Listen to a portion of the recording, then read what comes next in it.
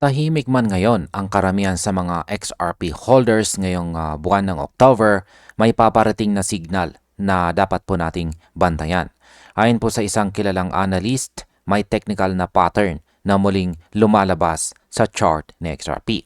Isa po itong pattern na dati nang nakita bago ang mga matitinding rally.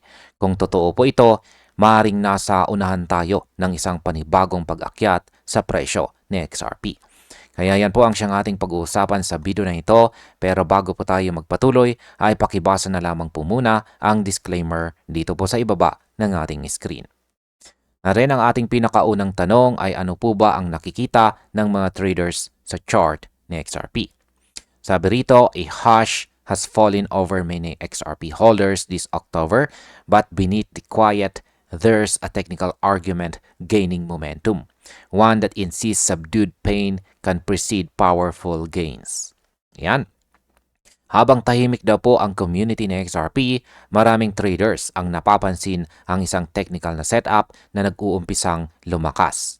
Ipinapakita po ng pattern na bago pa man magkaroon ng matinding pagtaas, karaniwan po munang dumadaan sa XRP sa isang yugto or phase ng pagkapagod or pagbaba.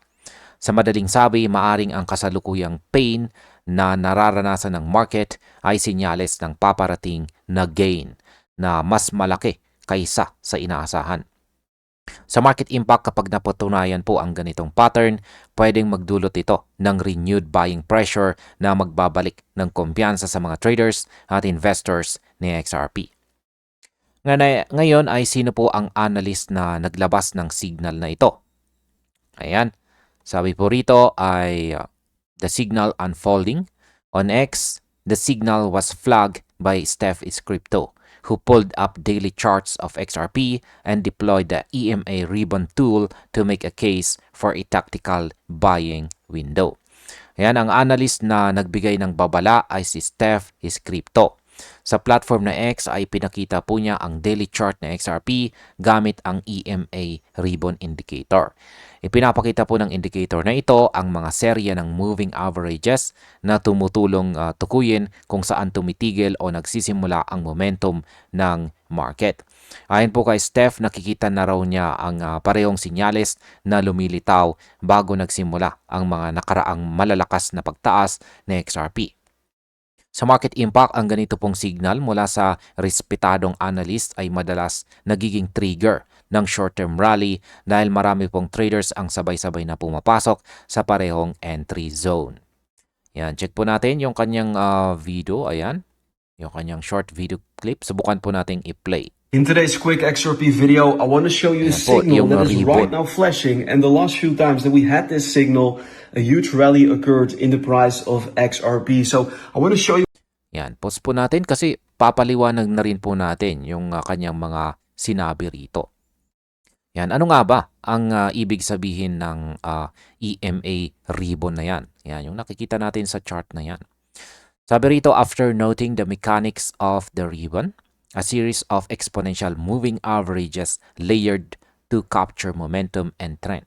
He pointed out that when price drops below the ribbon and the ribbon itself funds and overextends, it has in the past acted as a launchpad for meaningful upside.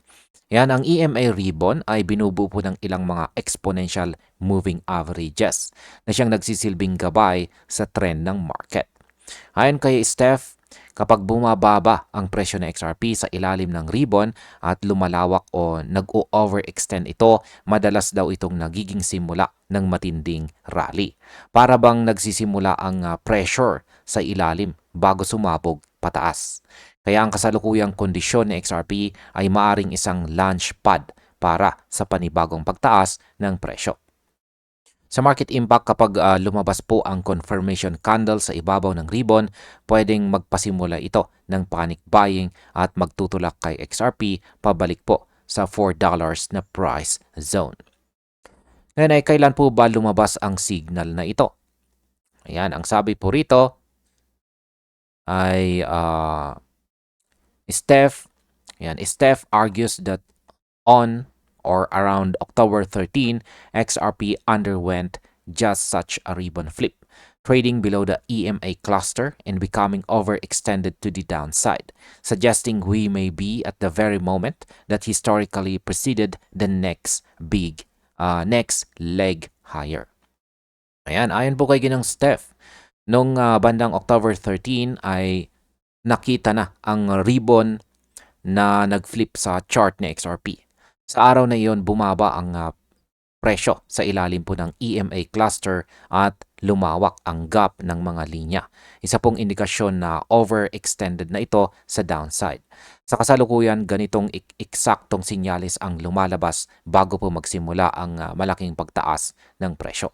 Sa market impact, ang petsang ito ay posibleng maging reference point ng mga swing traders para sa entry zone. Kung tama po ang reading, maaaring maganap ang price reversal sa loob ng susunod na mga linggo. Ano naman po ang ipinapakita ng kasaysayan tungkol sa pattern na ito? Yan, sabi rito ay EMA ribbons are not a novelty. They have served as a barometer for trend shift in cryptocurrency markets. In his Steph's chart review, he highlighted prior instances when XRP dropped below the ribbon, stayed there for multiple weeks, and then reversed into sizable rallies. Yan, sa mga nakaraang taon daw, napatunayan po ng EMA ribbon ang kanyang bisa bilang indicator ng trend reversal. Ipinakita po ni Steph ang mga pagkakataon kung saan bumagsak si XRP sa ilalim ng ribbon sa loob ng ilang linggo. Ngunit pagkatapos ay biglang bumawi at nagpakita ng malalaking rally. Ang pattern po na ito ay nagiging pahiwatig na tapos na ang correction phase at paparating na po ang bagong wave ng bullish momentum. Sa market impact, ang ganito pong confirmation ng historical behavior ay maaaring maghikayat na mas maraming long positions, lalo na sa mga institutional traders na tumitingin sa technical validation. Ano naman po ang kahulugan ng peak fear level sa market? Yan, sabi po dito ay he also emphasized the psychological component. Right now, same thing, we are at peak fear level, he noted, adding that the absence of retail interest or broad enthusiasm often precedes the breakthrough moves. Yan, binanggit po ni Ginong Steph na ang market ngayon ay nasa tinatawag na peak fear level. Ibig sabihin maraming traders ang takot bumili dahil iniisip po nilang patuloy pang bababa ang presyo. Ngunit sa crypto history or kasaysayan po ng crypto, kadalasan kapag ganito ang sitwasyon kung saan tahimik ang market at kakaunti ang bumibili, dito po nagsisimula ang mga malalaking pagtaas. Sa market impact, kapag nagsimulang bumalik ang tiwala ng mga investors, pwede pong magbago ang sentiment mula sa takot patungo sa greed na kadalasang nagre-resulta sa explosive rally. Ano naman po ang ibig sabihin ng setup na ito para sa mga holders? Yan, sabi rito, if you hold XRP and are prepared for a medium-term ride, Steph's message is clear. This could qualify as one of those rare tactical windows where holding, despite discomfort, might yield significant reward. Yan, para daw po sa mga matagal nang nag-hold ng XRP, malinaw ang mensahe ni Ginoong Steph. At yan po ay huwag basta mag-panic sell. Ang kasalukuyang pagbaba ay maaaring isa sa mga bihirang pagkakataon para bumili o magpatuloy sa pag-hold habang mababa pa ang presyo. Ayon po sa kanya, kapag lumampas po sa XRP sa ribbon cluster at nagsimulang magpakita ng momentum, maaaring magsimula na ang panibagong bullish leg. Sa market impact, kung tama po ang prediction, pwedeng maging simula ito ng 30% hanggang 50% rebound sa presyo sa medium term. Gaano naman po kahalaga ang risk management dito? Yan, sabi rito, however, this is not a guarantee. Steph himself cautions, maybe XRP is not going to $5. Maybe we're going to stop at $4 or $4.50. It's important that you have an exit strategy and you secure profits on the way up. Yan po, nagbabala rin si Ginoong Steph na walang kasiguraduhan sa prediction. Maring hindi po umabot sa XRP sa $5 at tumigil lamang sa $4 or $4.50. Kaya mahalaga raw po na magkaroon ng malinaw na exit strategy. Dapat po nating siguraduhin na nakukuha natin ang profit habang umaakyat pa ang presyo bago pa ito muling bumalik sa correction. Sa market impact, kapag sinunod po ng mga traders ang ganitong disiplinadong approach, maiiwasan po natin ang biglaang pagbagsak ng market na dulot ng mass profit taking. Ano naman po ang dapat nating bantayan bilang mga traders at investors sa susunod na galaw? Sabi po rito, for confirmation of the setup, Steph points to daily closes above the ribbon zone, increasing volume and a reclaim of key support levels.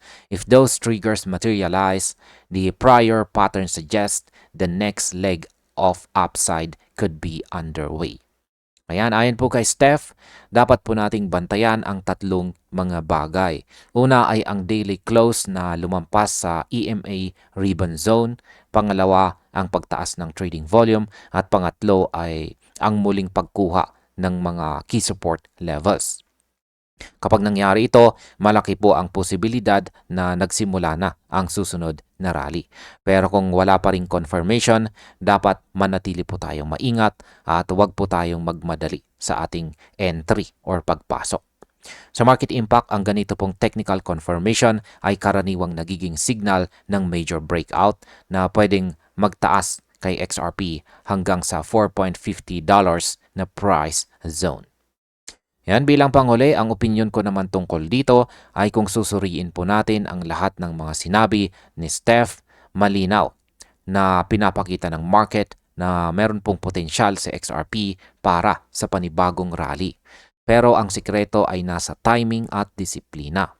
Tayong mga traders at investors ay dapat marunong pong magbasa ng chart, maghintay ng tamang signal at maglagay ng maayos na risk management.